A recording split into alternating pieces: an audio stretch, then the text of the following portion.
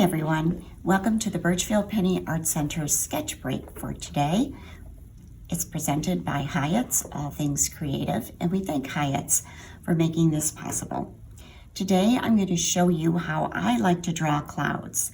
And I love drawing clouds in the fall because the skies are so wonderfully dramatic and the weather is so unpredictable. It gives you a lot of material to draw with.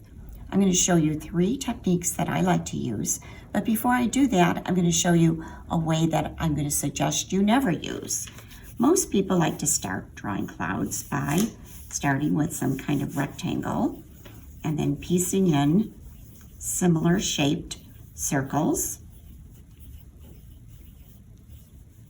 on a white paper with blue pencil, making for something of a marshmallow looking regular cloud. And if you spend 5 minutes outdoors looking at the sky, you'll realize that clouds are never ever regular. So I'm going to put aside the white paper and instead I'm going to choose toned paper. One has a blue tone and one has a gray tone. I'm going to begin working with the one that has the grayer tone. So this is how I'm going to suggest you begin.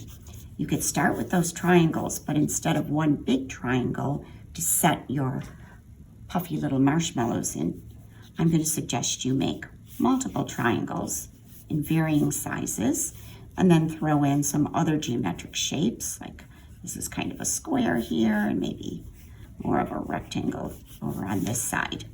Now it's important at this point that you take out those interior marks, and you're going to remove more of them as you go on so that you're not stuck with them in the end. Once you do that, begin to identify the very edge of the cloud.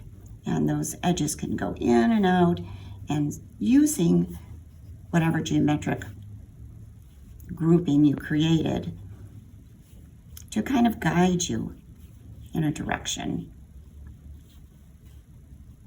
Gets a little confusing here, but that's okay, it'll work out in the end.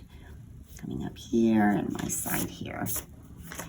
Then you want to piece in some interior marks too, because clouds are ever changing and always showing us something that is irregular in nature.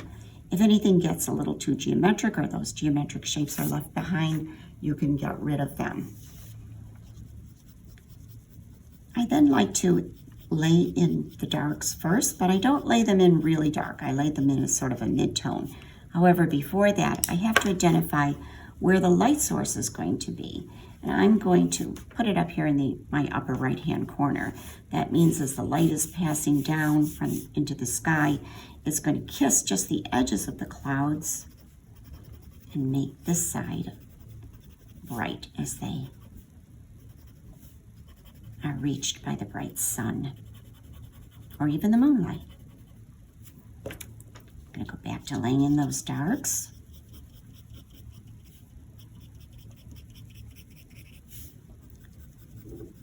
Then, because I'm going to need to address the sky itself, I'm going to pull some of those darks into the sky. When I do it, I'm going back over the marks I made in the clouds, which will darken them even a little bit further.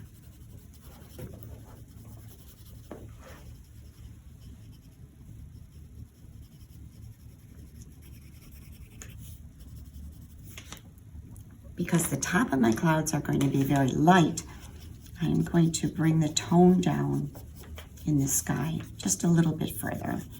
It already has that beautiful gray tone from the paper, but I think I'm going to make it a little bit darker so that it corresponds with the sky below. And I can start building. The most important thing to remember is there are parts where the clouds are detailed and very visible, the edges.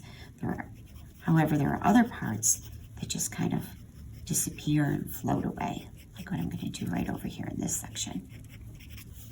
And within the cloud itself are a million different gradients. I probably won't be able to recreate a million today, but I'm going to see how many shades of gray I can create. Clouds are nothing more than a collection of droplets in the sky. Look, I got a little bit of my triangle left here, so I'm going to use that as an opportunity to create another section for the cloud. And the more of those droplets that are gathered together, the darker the cloud becomes. So here I'm going to bring in some white and marry the two.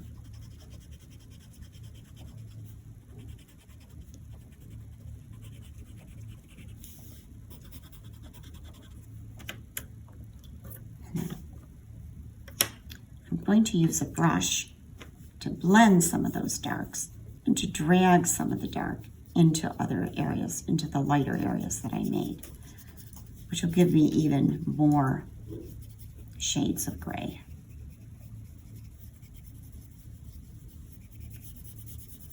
And I can drag it out low too.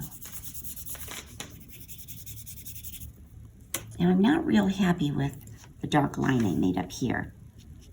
If I was drawing it for myself, I probably wouldn't have made that quite so dark, but I wanted to make sure you saw it. So one way to mitigate that dark line is to come in with a pencil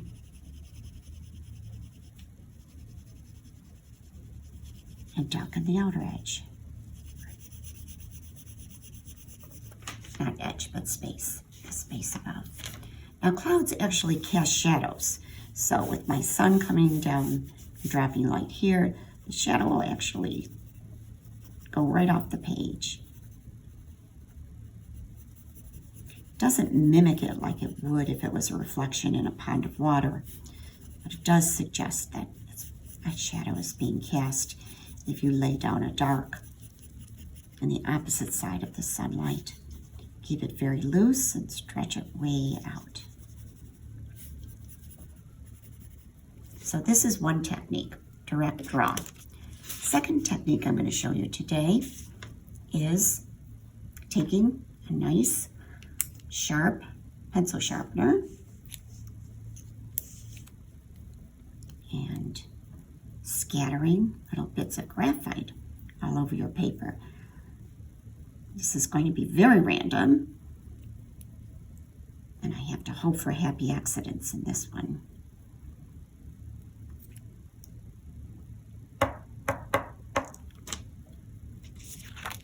Oops. Once you have sufficient amount of graphite, I like to take my brush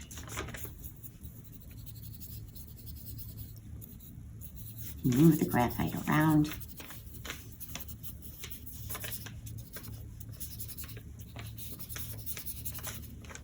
Until I create these puffy little clouds.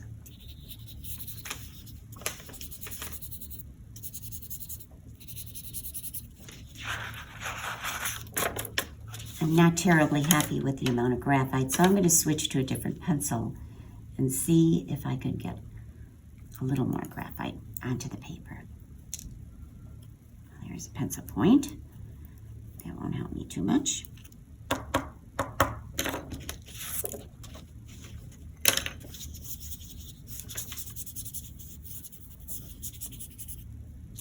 Oh, that's a little better. Not perfect, but a little better. Then I'm going to come back to the pencil and use what was suggested by the randomness of the pencil shapings.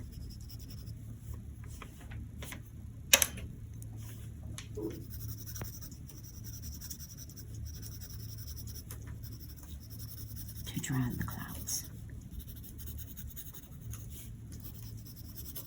These clouds can be very wispy and kind of fun to use it this way. And I'm getting all my hints from whatever little marks were made from rubbing the graphite around the paper. Sometimes clouds look a little bit like mountains. I know I've been out west where you can't quite tell if it is the cloud or if it is the mountain you're looking at. Now to find this a little bit further, I can come in with that white pencil again.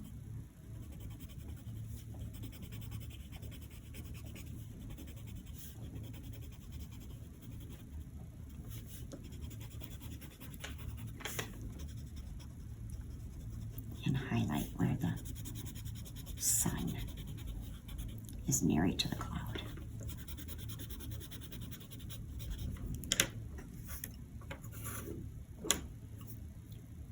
Here we go. Found a pencil that I know will work for me. I love this ebony pencil. I also like B pencils.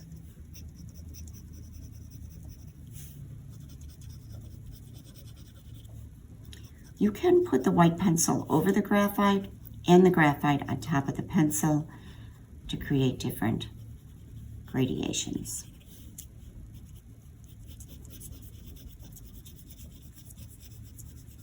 This method is a lot of fun because you don't have to really think about the cloud shape as much as you do just unearthing it from the graphite.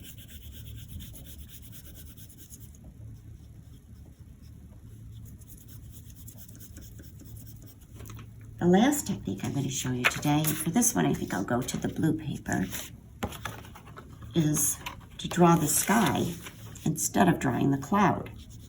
And so I'm going to lay in a nice dark stormy sky in a very random fashion.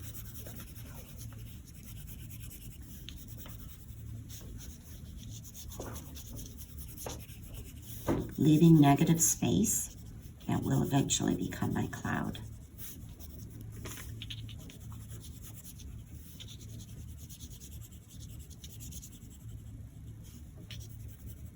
Trail it off a little bit.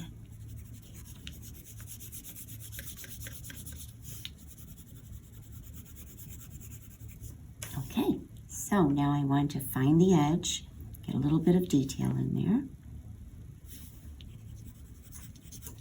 And do kind of the opposite of the first drawing. This time I'm going from the outer negative space or the sky and dragging it into the cloud itself. First time we went from the inside of the cloud to the outside.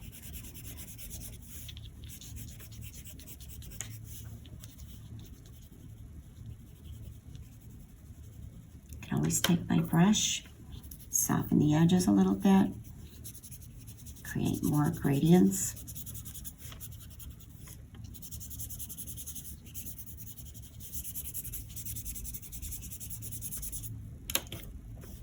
Even my sky out a little bit.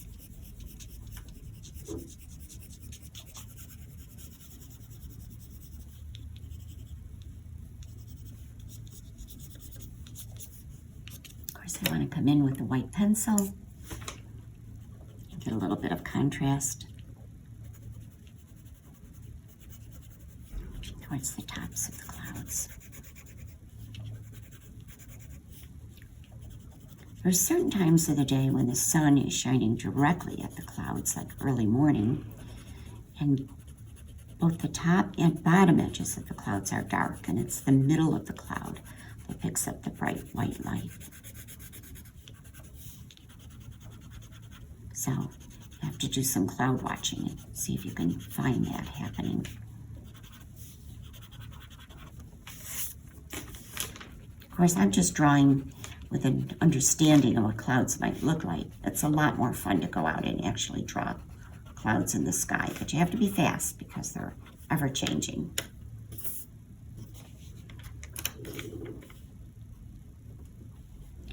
So before it's time to go, I'm just going to come in and create a little bit more contrast right here at the edge of the cloud and a little bit on the inside as well. And there you have it, an autumnal skyscape. I hope you'll give it a try. I know I'm going to go out this afternoon and draw some clouds myself. Thank you and have a great day.